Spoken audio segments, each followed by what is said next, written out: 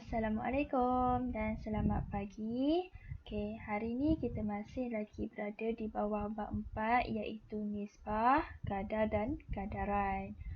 Untuk hari ini kita belajar pada subtopik yang terakhir dalam bab 4 ini iaitu berkaitan antara nisbah, kadar dan kadaran dengan peratusan, pecahan dan perpuluhan. Untuk kelas yang sebelum ni kita belajar berkaitan antara nisbah dengan peratusan, pecahan dan perpuluhan. Tapi untuk hari ini kita belajar untuk bahagian kadar dan kadaran pula.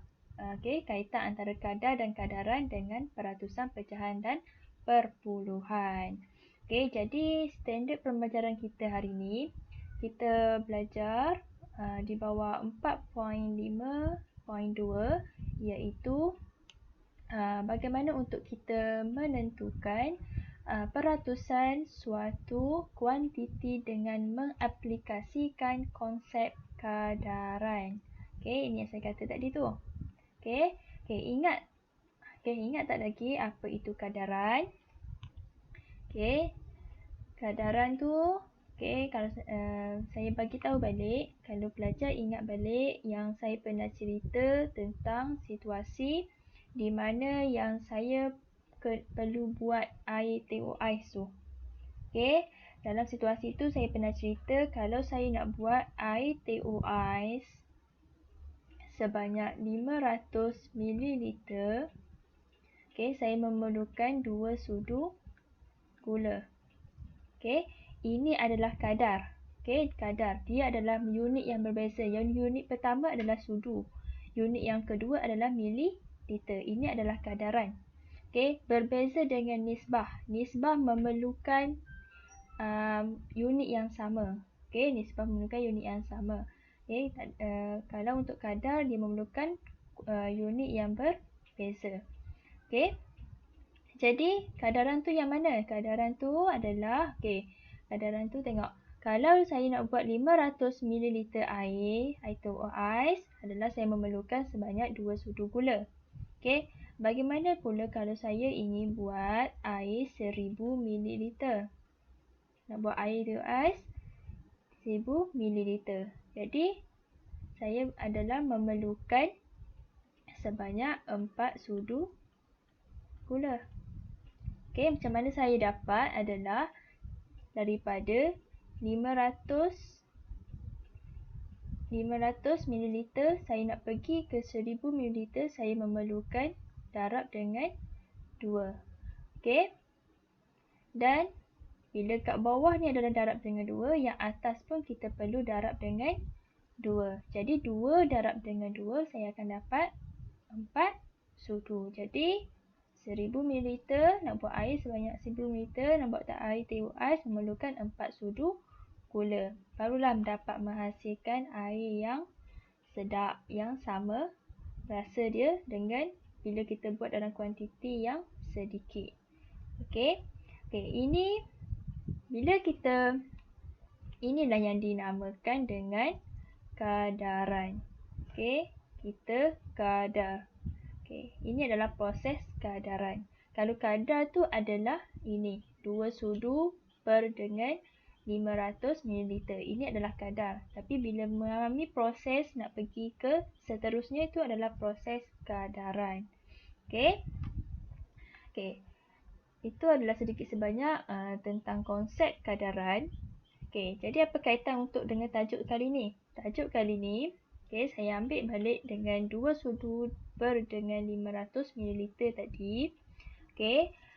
Untuk hari ini kita akan menentukan peratusan. Soalan saya, berapakah peratus bagi gula yang berapa peratus gula yang diperlukan untuk kita guna 500 untuk kita buat air sebanyak 500 ml. Berapakah peratusan gula yang perlu digunakan untuk kita buat air sebanyak 500 ml. Okey, kita nak tahu berapa peratus gula. Kita dah tahu, memanglah kita dah tahu 2 sudu, tapi kita nak tahu berapa peratusnya. Okey, itulah yang kita nak belajar hari ni. Okey, kita nak tentukan berapa peratus tersebut. Okey, jadi tanpa membuang masa, kita terus pergi kepada contoh. Okey, saya ambil contoh dalam buku teks sahaja. Saya ambil contoh 18. Kalau pelajar nak boleh rujuk, pelajar boleh rujuk pada muka surat 95 dalam buku teks pelajar. Okey, muka surat 95. Okey.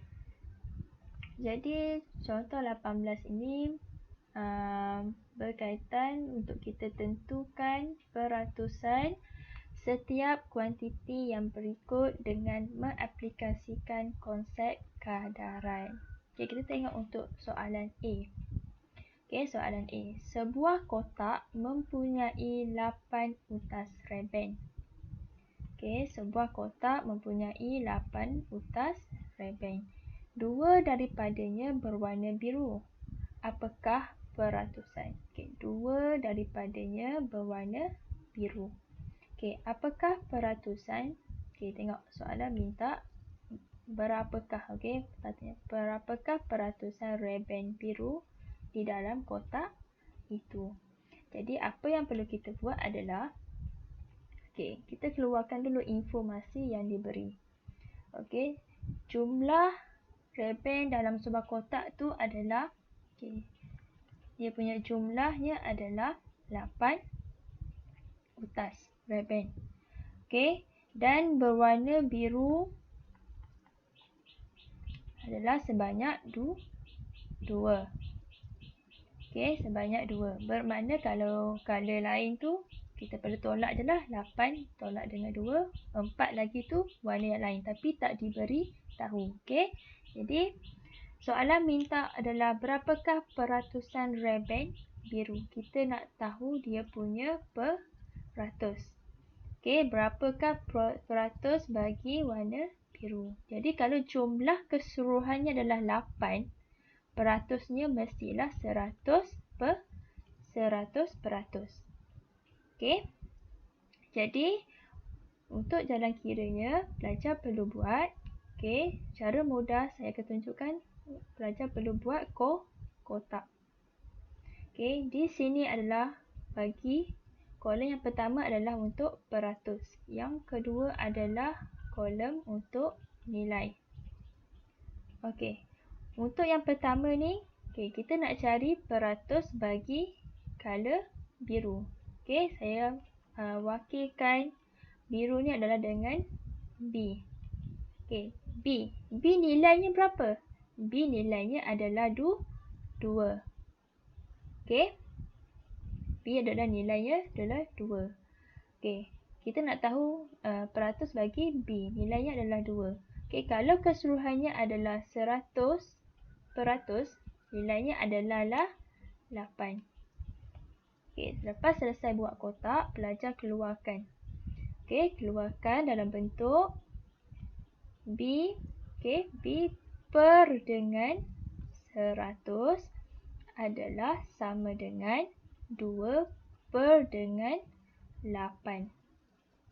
Okey, jadi untuk selesaikan, ingat balik. Okey, B per dengan 100 ni adalah sama dengan B bahagi dengan bahagi dengan 100. Bila bahagi dengan 100, kita nak hilangkan 100 di border di bawah, kita perlu naikkan 100 ke atas. Okey, kita nak hilangkan sebab kita nak B sahaja. Okey, kita nak B sahaja, kita tak nak 100 tu. Jadi kita nak hilangkan 100, kita naikkan 100 ke atas di bahagian tepi ni. Okey, jadi bahagi bila dia melalui sama dengan, dia akan jadi darab. Jadi 2 per dengan 8 darab dengan 100. Okey, adalah sama dengan 2 per 8 darab dengan 100, kita akan dapat 25%. Okey, jadi peratus bagi berwarna biru adalah sebanyak 25%. Okey. Okey, kita tengok untuk soalan B. Okey, soalan B.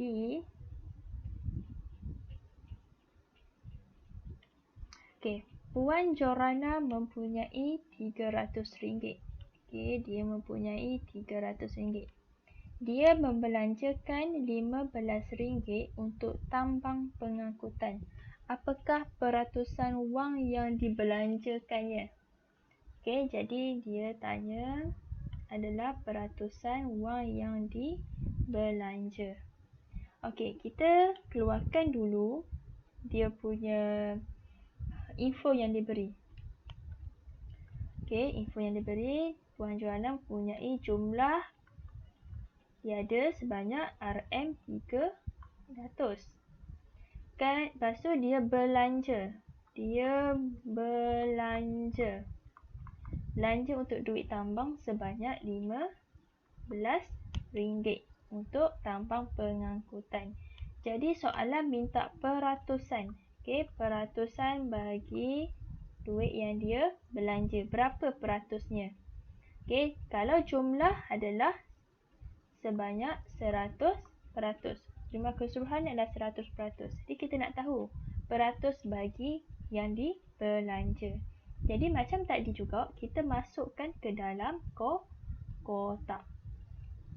Okey, yang pertama adalah kotak bagi peratus dan yang kedua, kolom yang kedua kotak bagi nilai.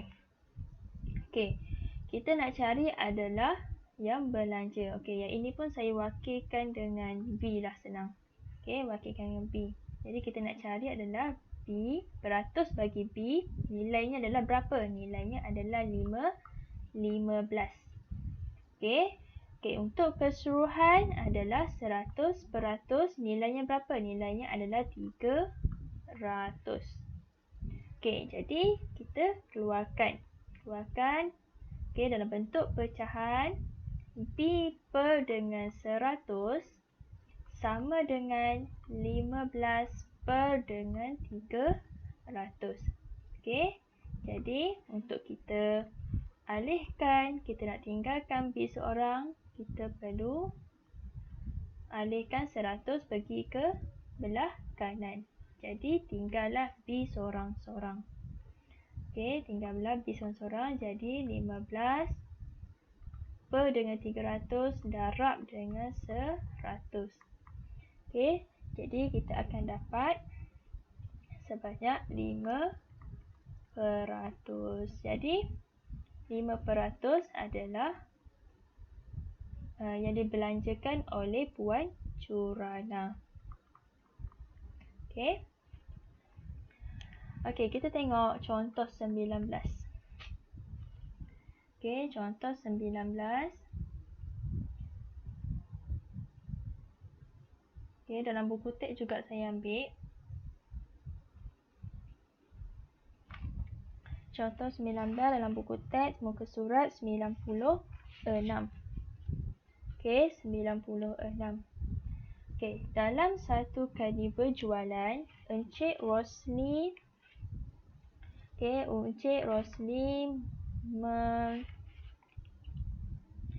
memilih sehelai kemeja dari satu rak yang mempamerkan tanda harga potongan 45%. Okey. Harga asal kemeja itu ialah, harga asalnya ialah RM85. Apabila Encik Rosli mengimbas kod harga kemeja itu, pengimbas menunjukkan harga sebanyak RM57.80. Dengan mengaplikasikan konsep kadaran, dia nak suruh kita tentukan sama ada peratusan diskaun. Ini adalah sepadan dengan peratusan potongan yang dipamerkan. Berikan penjelasan bagi jawapan anda. Okey. soalan minta kita tentukan sama ada peratusan yang harga asal daripada 85 nak pergi ke RM57.80 ni.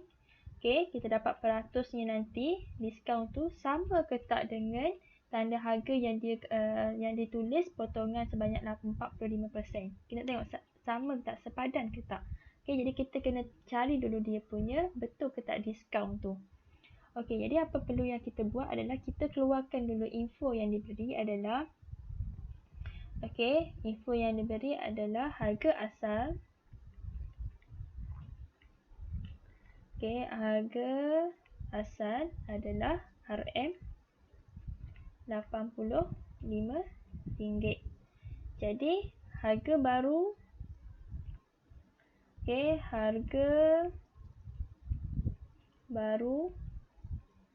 adalah RM57.80. Jadi, kita nak cari dia punya peratus di sini. Okey, peratus harga baru ni. Okey, kalaulah harga asal semestinya adalah 100%. Okey, macam tadi juga kita masukkan ke dalam kotak. Okey, peratus dan nilai. Okey, kita nak cari, saya buat kat sini, saya gantikan dengan X lah, senang. Okey, saya gantikan dengan X. Okey, kita nak cari peratus bagi X. Okey, nilainya adalah 57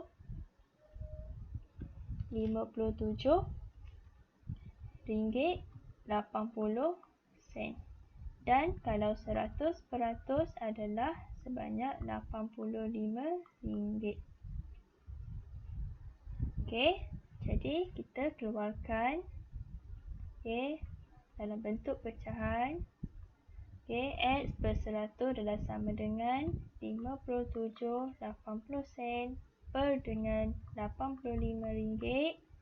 Kita nak hilangkan 100, kita kena buat lari sebab kita nak tinggalkan X, kita nak X sahaja. Jadi, perlu larikan 100, jadi RM57.80 per dengan RM85 darab dengan 100. Okey, jadi tekan kalkulator, pelajar akan dapat sebanyak 68%. Okey, ini belum selesai lagi. Ini adalah dia punya daripada harga asal ke harga jualan, harga yang baru ni. Okey, tapi kita nak tahu dia punya diskaun tu. Kita nak tahu dia punya potongan tu sama ke tak. Bila kita nak tahu dia punya diskaun adalah kita perlu tolak. Okey, diskaun yang baru ni kita perlu tolak, iaitu 100%. Kita tolak dengan 68%. Jadi kita akan dapat 32%. Okey, ini yang kita dapat. Ini adalah diskaun yang kita dapat, potongan yang kita dapat. Ini sama ke tak dengan yang ini? Sama ke dengan tanda harga yang dia tunjuk dekat tanda harga yang dia tunjukkan? Tak sama. Jadi, kesimpulan yang kita boleh buat adalah oleh sebab itu peratus diskaun adalah kurang daripada peratus potongan.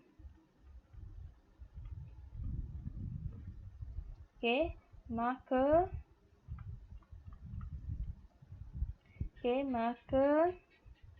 potongan diskaun adalah tidak sama dengan peratus potongan. Itu adalah penjelasan bagi jawapan kita. Kita pergi kepada contoh seterusnya. Contoh seterusnya adalah Lina mendapat 27 mata dalam suatu kuis. Okey, dapat 27 mata dalam suatu kuis. Okey, skor maksimum kuis itu adalah 30. Cari peratusan skor Lina. Okey, macam tadi juga. Okey, kita keluarkan dulu. Adalah dia punya skor. Okey, skor maksimumnya adalah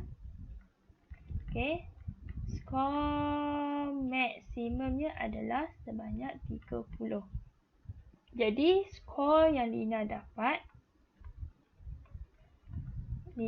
adalah sebanyak 27 mata. Jadi, soalan minta kita cari peratus skor bagi Lina.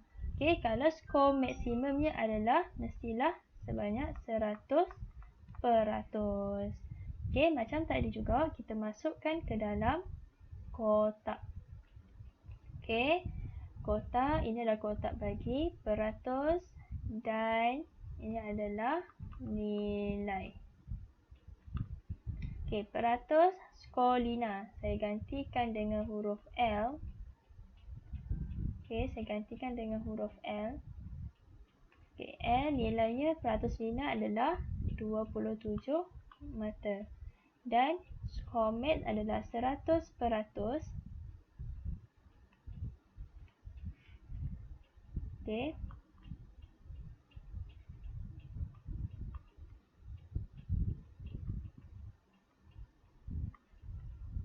Okey, adalah sebanyak 30%. Jadi, apa yang perlu kita buat adalah kita perlu keluarkan. Jadi, L per dengan 100. Okey, sama dengan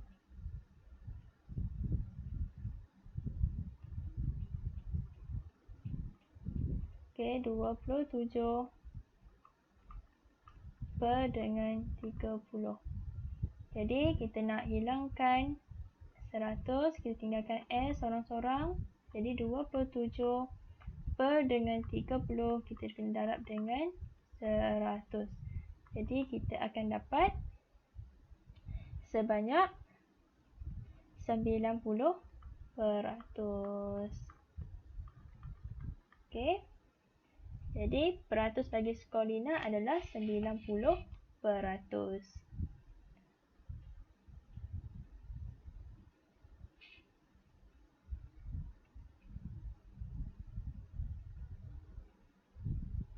Okey, kita pergi ke contoh yang terakhir.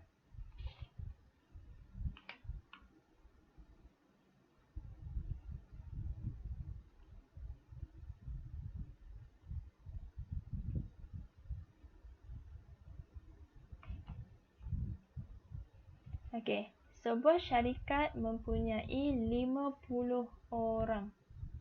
Okey, 50 orang pekerja dan 24 orang ialah pekerja lelaki. Dan dia minta kita cari peratus bagi pekerja wanita.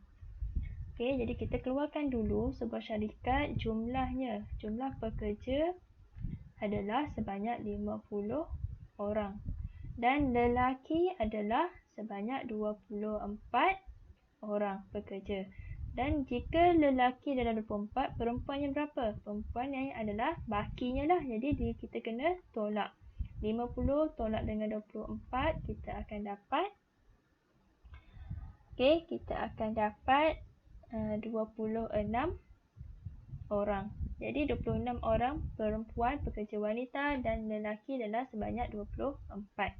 Okey, jadi soalan minta kita cari peratus bagi pekerja wanita. Okey, pekerja wanita. Jadi jumlahnya adalah 50, peratusnya semestinya adalah 100%. Okey, jadi kita masukkan ke dalam kotak. Okey, kotak nilai. Okey, kita nak cari adalah P. Okey, tapi nilainya adalah berapa? 26.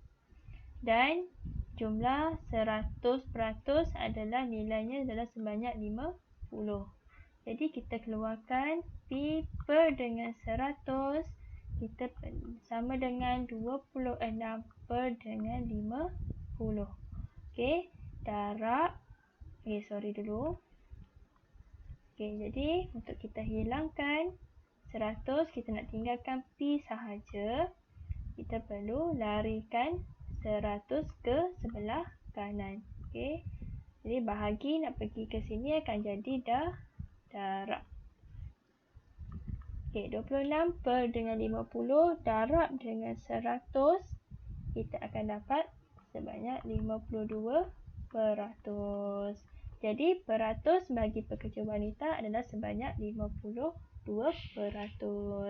Jadi itu sahaja bagaimana untuk cara untuk kita menentukan peratus suatu kuantiti dengan mengaplikasikan konsep peredaran.